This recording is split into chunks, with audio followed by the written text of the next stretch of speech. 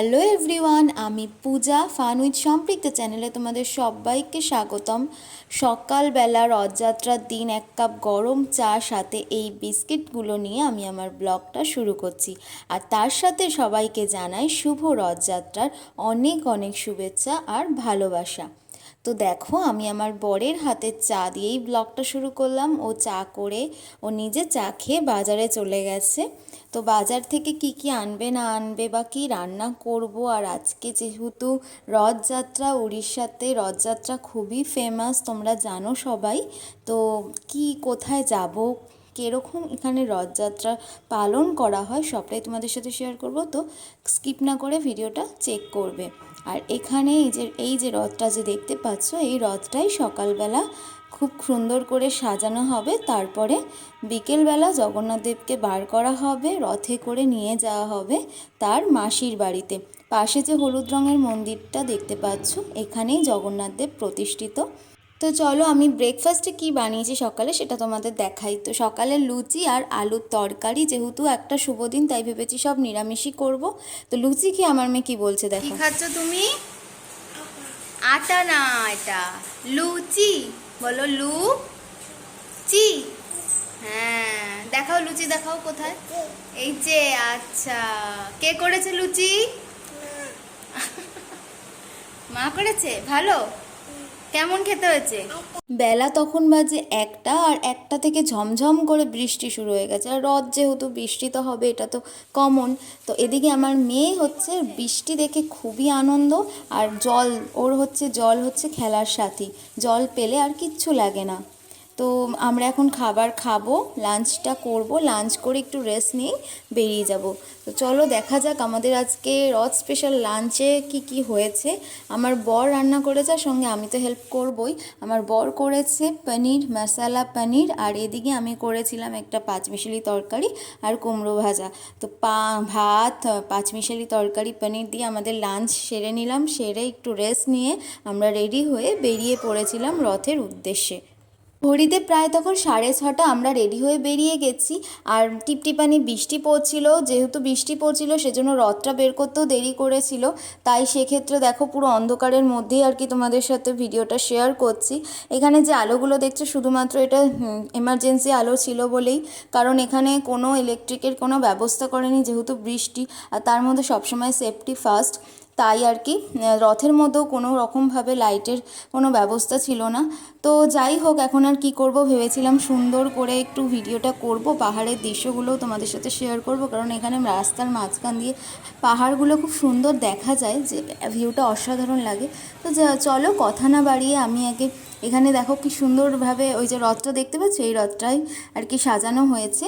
তো এখানে মেয়েগুলো নাচছে, কথা না বাড়িয়ে আগে তোমাদের সাথে ভিডিওটা শেয়ার করি।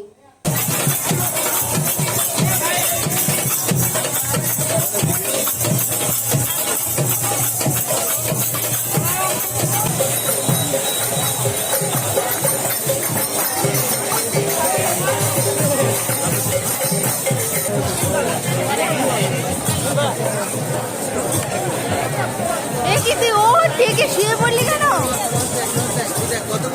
জয় জগন্নাথ।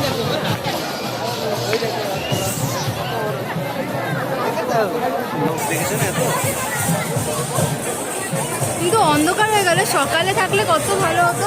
অবশেষে সেই মুহূর্তটা, যেই মুহূর্তটার জন্য আমরা এতক্ষণ অপেক্ষা করেছিলাম, এই যে আমি আর আমার বর এখানে রথের দড়িটা জাস্ট ধরেছিলাম। কিন্তু সব থেকে বড় কথা, এত ভিড় ছিল সেখানে, আমি আমার মেয়েকে নিয়ে রথের দড়ি টানাটা সম্ভব ছিল না। তো যাই হোক, রথের দড়িটা ধরেছি, এটাতেই একটা আলাদা শান্তি, অনেকটা সৌভাগ্য আর কি আমার, যে আমি রথের দড়িটা ধরতে পেরেছি। কারণ কখনোই ছোটোবেলা থেকে যে বড় হয়েছি, ছোট রথ টেনেছি ঠিকই, কিন্তু এরকমভাবে বড় রথ টানার সৌভাগ্য আমার কখনো হয়নি।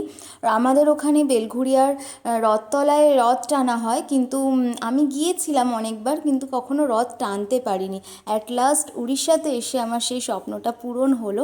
আমি তো খুবই কৃতজ্ঞ জগন্নাথ দেবের কাছে।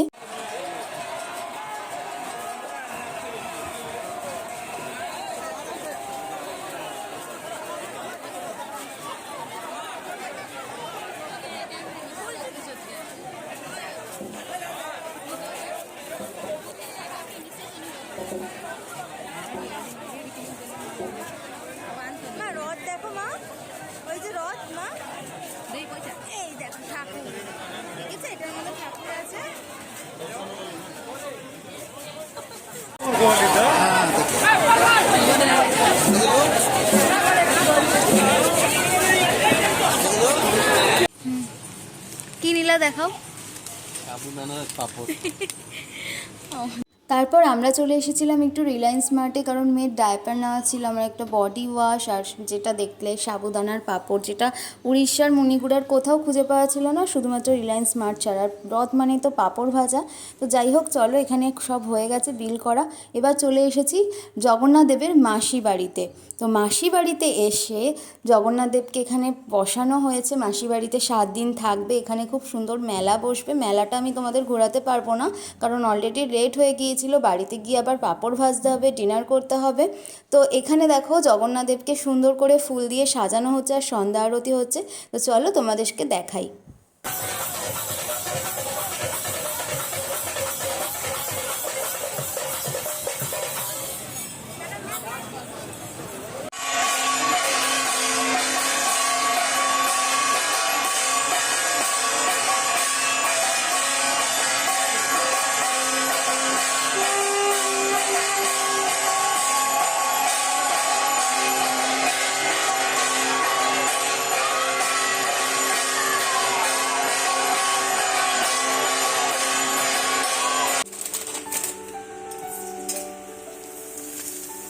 ওয়াও ওয়াও,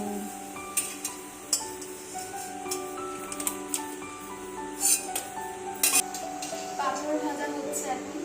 আমরা মেলা থেকে ঘুরে আসলাম। মেলা থেকে ঘুরে আসার পর আজকের মেনু খিচুড়ি, পাঁপড় ভাজা, বেগুন ভাজা, তারপরে পাঁচমিশালি তরকারি, যেটা আর কি দুপুরে ছিল সেটাই, আর পনিরের তরকারি। তো যাই হোক, রথযাত্রা স্পেশাল ব্লগ, তো সেক্ষেত্রে পাঁপড় ভাজা থাকবে না এটা তো হতে পারে না। আমরা খুঁজে খুঁজে মল থেকে এই সাবুর পাঁপড় পেয়েছি, যেটা এই ফার্স্ট আমরা, মানে আমার স্পেশালি এক্সপেরিমেন্ট যে এরকম সাবুর পাঁপড় খাওয়া, এক্সপেরিমেন্ট করলাম আর কি। এরকম ছোট ছোট সাবুর পাঁপড়, আর খেতে তো খুবই টেস্টি। ছোট হলে কি হবে, গুড় কিন্তু দারুণ টেস্ট, দারুণ।